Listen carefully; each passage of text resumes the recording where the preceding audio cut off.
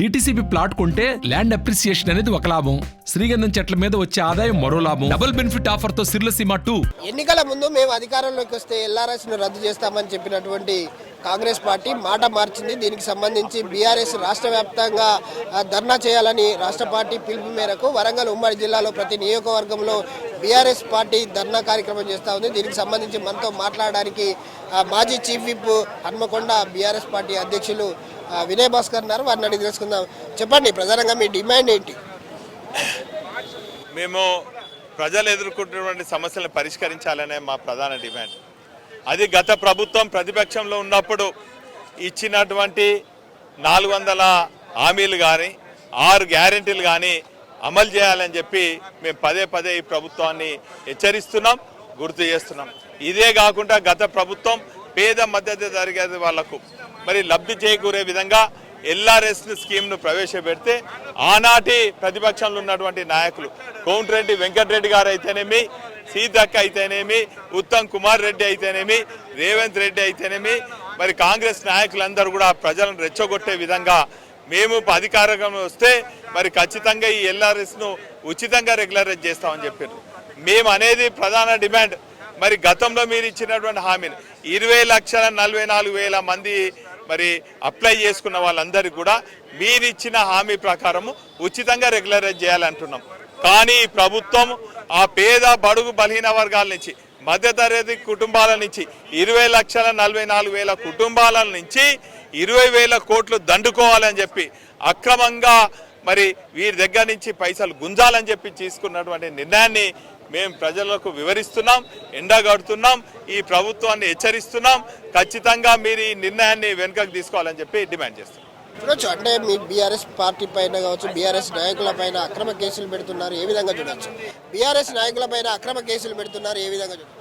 మేము ప్రజల పక్షాన ఉండి పోరాటం చేస్తుంటే ఇది సహించని ప్రభుత్వం, ఇది గిట్టని ప్రభుత్వం, మా గొంతులు ముయ్యాలని చెప్పి మేము ప్రజల పక్షాన పోరాటం చేయొద్దని చెప్పి మా నాయకుల పైన మా పైన తప్పుడు కేసులు బనాయించి ఈరోజు మరి అక్రమంగా కేసులు పెట్టి పోలీసుల చేత మరి టార్చర్ చేయించి ఈరోజు హింసిస్తున్నారు.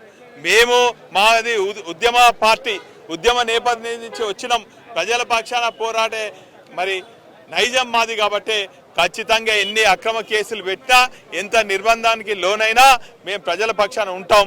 ప్రజలకు మేలు చేసే విధంగా మా కార్యక్రమాలు ఉంటాయని తెలియజేస్తాం. చూడొచ్చు, మరొక బీఆర్ఎస్ నేత కూడా మాజీ చైర్మన్ సుందర్రాజు ఉన్నారు. వారిని అడిగి తెలుసుకుందాం. చెప్పండి, ఏ విధంగా చూస్తూ ఉన్నారు? ఎల్ఆర్ఎస్ కు సంబంధించి నిరసన కార్యక్రమం చేపట్టారు వరంగల్ ఉమ్మడి జిల్లా వ్యాప్తంగా ప్రతి నియోజకవర్గంలో. సో ఈ ప్రభుత్వాన్ని ఏం డిమాండ్ చేస్తా ఉన్నారు? మనందరికీ తెలుసు, హైదరాబాద్ తర్వాత వరంగల్ ఎమర్జెన్సీ సిటీ. ఈ ఏరియా చుట్టుపక్కల అంతటా నాన్ లేఅవుట్ ప్లాట్లు చాలా మంది ప్రజలు, పేద ప్రజలు కొనుక్కోవడం జరిగింది. దాన్ని రెగ్యులరైజ్ చేద్దామనే ఉద్దేశంతో ఆనాడు కేటీఆర్ గారు ఈ ఎల్ఆర్ఎస్ స్కీమ్ను ప్రవేశపెట్టినప్పుడు ఇదే ఇప్పుడున్న ప్రభుత్వంలో ఉన్న బట్టి విక్రమార్క అయితేంది, ఉత్తమ్ కుమార్ రెడ్డి అయితేంది, కోమటిరెడ్డి వెంకటరెడ్డి గారు అయితేంది, సీతక్క గారు, దీనికి వ్యతిరేకంగా ఎల్ఆర్ఎస్ను ఉచితంగా రెగ్యులరైజ్ చేయాలి అన్న డిమాండ్ మీరు తీసుకొచ్చారు. ఆ డిమాండ్తో పాటు మేము ప్రభుత్వంలోకి వస్తే ఈ ఎల్ఆర్ఎస్ను ఉచితంగా రెగ్యులరైజ్ చేస్తామన్న మాటను నిలుపుకోమని ఇవాళ మేము కోరుకుంటున్నాం. మీరు ఆనాడు ప్రతిపక్షంలో ఉన్నప్పుడు ఒక మాట మాట్లాడతారు, పవర్లకు వచ్చిన తర్వాత ఒక మాట మాట్లాడుతున్నారు. స్వయాన కోమటిరెడ్డి వెంకటరెడ్డి గారు అయితే ప్రజల పక్షాన హైకోర్టులో కేసు వేసి కూడా ఇది రెగ్యులరైజేషన్ కాకుండా ఆనాడు ఆపిన కోమటిరెడ్డి గారు ఈనాడు ఏం చెప్తారు? ఈనాడు స్వయం మీ ముఖ్యమంత్రి గారు మార్చి 30 లోపల డబ్బులు కట్టాలి అని ప్రజల మీద భారం వేస్తున్నారు. సుమారు 25,44,000 అప్లికెంట్స్ మీద ఈ భారం, పేద ప్రజల మీద భారం మోపుతున్న మీ అందరికీ ఈ బీఆర్ఎస్ ప్రజల పక్షాన 25,44,000 మంది అప్లికెంట్స్ పక్షాన ఇవాళ బీఆర్ఎస్ పోరాడుతున్నది. మీరు ఏదైతే ఆనాడు పవర్లో లేనప్పుడు ఏదైతే మాటలు మాట్లాడారో ఆ మాటలను నిలుపుకోవాలని, ఆ మాటలు అమలు చేయాలని, పేద ప్రజలకు అండగా ఉండాలని మేము ఇవాళ కోరుతున్నాం. మీరు చేసే వరకు ఉద్యమం కొనసాగుతుంది. ఎందుకంటే పేద ప్రజల మీద భారం పోపియద్దు అనే ఉద్దేశాన్ని, మంచి ఉద్దేశాన్ని స్వాగతించుతూ మీరు కొత్తగా తీసుకొచ్చిన ఈ ఫీజు, ఆనాడు ఫ్రీ అన్నారు, ఈనాడు ఫీజు అంటారు. ఫీజు కాదు, ఫ్రీగానే మీరు చేయాలని మేము కోరుకుంటాను. ఇది పెద్ద ఎత్తున ఉద్యమం జరుగుతుంది. ఎందుకంటే ఎమర్జింగ్ సిటీస్లో ఇలాంటివి జరుగుతాయి, నాన్ లేఅవుట్ జరుగుతాయి కాబట్టి వాళ్ళు రెగ్యులరైజేషన్. ఎందుకంటే మా ప్రభుత్వంలో అయితే 50 గజాలు 5 గజాలు కూడా 58 జీవో కింద ఫ్రీగా ఇవ్వడం జరిగింది. ఇప్పుడు మీరైతే ఫీజు అని కలెక్షన్ల మీద ఆధారపడి ఉన్నారు, అది మానుకోవాలి. అదే కాకుండా మీరు ప్రవేశపెట్టిన 6 గ్యారంటీలతో 420 హామీలు మీరు ఇచ్చారు, 420 హామీలు మీరు ఇచ్చారు. అవన్నీ అమలు చేసే వరకు ప్రజల పక్షాన మేము పోరాడతాం.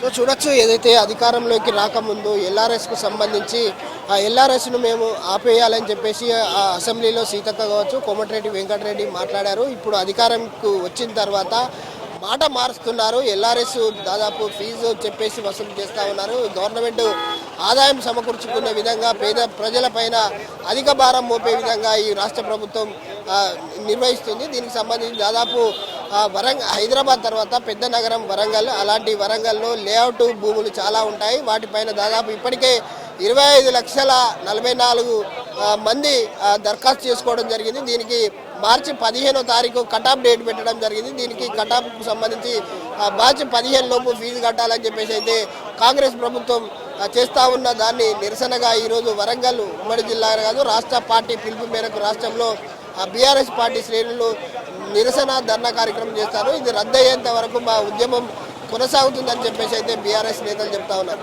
కెమెరామెన్ రాజుతో విజయసాగర్, RTV న్యూస్, వరంగల్. మరిన్ని వీడియోస్ కోసం ఛానల్ ని సబ్స్క్రైబ్ చేయండి, లేటెస్ట్ అప్డేట్స్ కోసం వాట్సాప్ ఛానల్ ని ఫాలో చేయండి అండ్ లింక్ డిస్క్రిప్షన్ లో ఉంది.